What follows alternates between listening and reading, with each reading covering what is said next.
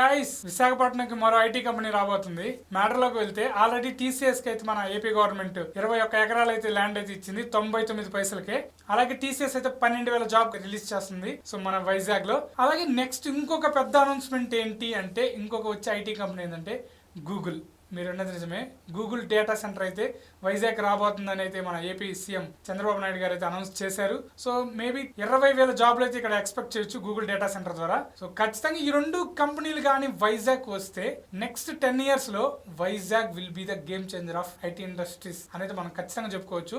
అలాగే విశాఖపట్నం హైదరాబాద్ ని బెంగళూరుకి ఖచ్చితంగా కాంపిటీషన్ ఇస్తుంది, దాటిపోవచ్చు కూడా, మనం ఎటువంటి డౌట్ లేదు. ఎందుకంటే మనకు తెలుసు కదా, టీసీఎస్ కి గూగుల్ కి మామూలుగా ఉండదు డిమాండ్. ఐటీ కంపెనీలు ఆ రెండు టాప్ లో ఉంటాయి ఎప్పుడు కూడా. కాబట్టి ఈ రెండు కంపెనీలు వచ్చాక ఐటీ ఇండస్ట్రీస్ అన్ని కూడా మన వైజాగ్ వస్తాయి. ఖచ్చితంగా నెక్స్ట్ 10 years లో ఎటువంటి డౌట్ లేదు దాంట్లో. ఖచ్చితంగా వైజాగ్ లో డిమాండ్ అయితే పెరిగిపోద్ది, ఐటీ ఇండస్ట్రీ మొత్తం వైజాగ్ సైజ్ వస్తుంది. సో నేనైతే వైజాగ్ అయితే రాబోయే 10 సంవత్సరాలు అయితే గేమ్ చేంజర్ కాబోతున్నాను నేను అనుకుంటున్నా. ఈ రెండు కంపెనీలు కాకుండా నెక్స్ట్ ఏ కంపెనీ వస్తే బాగుండని మీరు అనుకుంటున్నారు? టెక్ఎమ్మా, విప్రోనా, కాగ్నిజెంటా ఏదనుకుంటున్నారు కూడా కామెంట్ చేయండి. అలాగే ఈ రెండు కంపెనీలు వచ్చాక మన వైజాగ్ ఎంతవరకు గేమ్ చేంజర్ అవుతుందో కూడా మీరు కామెంట్ చేయండి. సో మీరు ఖచ్చితంగా ఈ వీడియోని అయితే మీ సాఫ్ట్వేర్ ఫ్రెండ్స్ కి అయితే షేర్ చేయండి. అలాగే ఈ ఇన్ఫర్మేషన్ మీకు నచ్చితే వీడియో లైక్ చేయండి, ఛానల్ సబ్స్క్రైబ్ చేసుకోండి. మరొక అప్డేట్తో కలుద్దాం, అంతవరకు ఉంటాను. By, thanks.